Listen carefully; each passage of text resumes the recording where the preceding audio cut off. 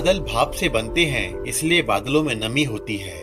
यह नमी बादलों में जल के बेहद बारीक कणों या बर्फ के क्रिस्टल के रूप में होती है। जब हवा और इन जल कणों के बीच फ्रिक्शन होता है तो इस फ्रिक्शन से वाटर पार्टिकल्स इलेक्ट्रिकल चार्ज हो जाते हैं। बादलों के कुछ समूह नेगेटिव तो कुछ पॉजिटिव इलेक्ट्रिकल चार्ज होते हैं।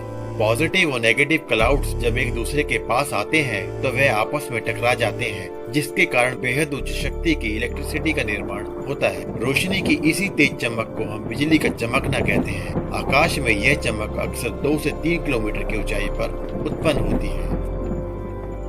प्रकाश की गति अधिक होने से बिजली की चमक हमें पहले दिखाई देती है, क्योंकि ध्वनि की गति प्रकाश की गति से कम होती है, जिसके कारण बादलों की गरज हम तक देर से पहुंचती है। हालांकि दुनिया भर में हर सेकंड 40 बार बिजली गिरती है, मतलब दिन में करीब 30 लाख बार बिजली गिरने की घटनाएं होती हैं। ये सभी बिजली जमीन से नहीं टकराती, इनमें से बहुत सी बिजली बादलों से बादलों पर ही गिर जाती है।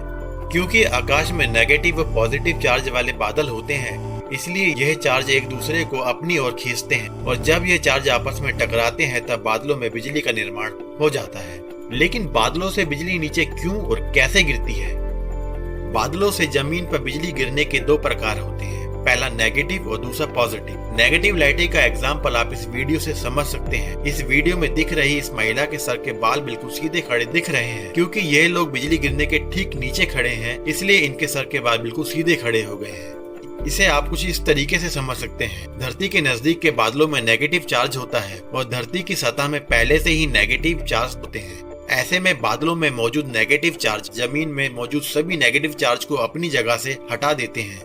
ये ठीक उसी तरह से होता है जैसे 2 मैग्नेट के सेम पॉइंट को आपस में पास लाने पर होता है। ऐसा होने पर जमीन पर कोई भी चीज जैसे मिट्टी, पेड़, जानवर या इंसान सभी पॉजिटिवली चार्ज हो जाते हैं। अगर आपने इस वीडियो पे गौर किया हो तो इस महिला के बाल तभी नीचे गिरे जब इसके आसपास कहीं इलेक्ट्रिसिटी डिस्चार्ज हुई। यह नेचर का आपको चेतावनी देने का आखिरी तरीका है कि बहुत जल्द आपके ऊपर या आपके आसपास कहीं बिजली गिरने वाली है। भले ही इन सब ने इस चेतावनी को अनदेखा कर दिया हो, लेकिन ये इनकी किस्मत ही है कि बिजली इनके ऊपर नहीं गिरी, नहीं तो परिणाम इन दोनों की तरह घातक साबित होता। हालांकि नेगेटिव लाइटिंग बहुत खतरनाक होती है, परंतु अगर कहीं पॉजिटिव लाइटिंग गिरती है तो वह 5 गुना ज्यादा पावरफुल और खतरनाक होती है। यह बिजली अक्सर तूफान के सबसे ऊपरी हिस्से में बनती है और तभी गिरती है जब कोई हवा का तेज झोंका सभी नेगेटिव चार्ज बादलों को हटा दे या फिर सारा नेगेटिव चार्ज बादलों से खत्म हो जाए। ऐसे में पॉजिटिव लाइटिंग जमीन के उस हिस्से पे गिर जाती है जहां नेगेटिव चार्ज बना होता है। यानी अगर पॉजिटिव लाइटिंग को 300 किलोमीटर कहीं दूर नेगेटिव चार्ज का क्षेत्र मिलता है तो वह वहां जाकर गिरेगी। फिर चाहे बारिश ना हो रही हो और बादल भी ना हो, तब भी आप बिजली से सुरक्षित नहीं है।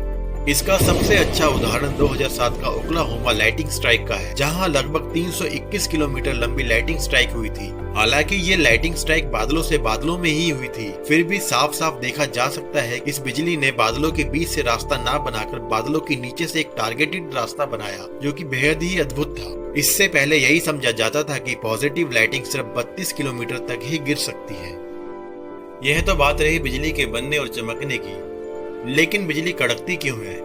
शायद आपको ये जानकारी ना हो कि बादलों में बिजली का अपना कोई टेम्परेचर नहीं होता। जब बिजली हवा से होकर गुजरती है तब हवा में गर्मी आने से हवा अत्यधिक तेजी से फैलती है और इसके लाखों अणु आपस में टकराते हैं। इन अणुओं के आपस में टकराने से ही गरज की आवाज उत्पन्न होती है, जिसको हम बिजली का कड़कना कहते हैं। वास्तव में बिजली हवा को 50,000 डिग्री फ़ारेनहाइट तक गर्म कर सकती है, जो कि सूरज की सतह से 5 गुना अधिक गर्म है।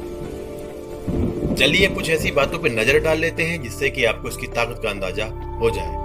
अमेरिकी राज्य यूटा 1939 में बिजली गिरने से एक साथ 835 भेड़ों की मौत हो गई थी। इन सभी भेड़ों की मौत का जिम्मेदार पॉजिटिव लाइटिंग ही थी, क्योंकि सिर्फ पॉजिटिव लाइटिंग में ही इतनी सारी भेड़ों को मारने का करंट हो सकता है। दुनिया भर में हर साल करीब 24,000 लोगों की मौत बिजली गिरने की वजह से होती है। एक आसमानी बिजली में इतना करंट होता है कि आप 3 महीने तक 100 वाट का बल्ब जला सकते हैं। आसमानी बिजली में इतनी ऊर्जा भी होती है कि आप एक बार में 1,60,000 ब्रेड के टुकड़े सेक सकते हैं।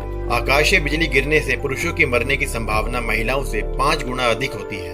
आसमान में उड़ने वाले हवाई जहाजों पर भी बिजली गिरती है। 8 दिसंबर 1983 पैनम फ्लाइट 214 बिजली गिरने से इसके फ्यूल टैंक में आग लग गई थी और एक जोरदार विस्फोट के साथ उसमें बैठे सभी 81 यात्रियों की हवा में ही मौत हो गई थी। लेकिन आजकल के हवाई जहाजों पर आसमानी बिजली गिरने से इनके ऊपर कोई भी असर नहीं होता है।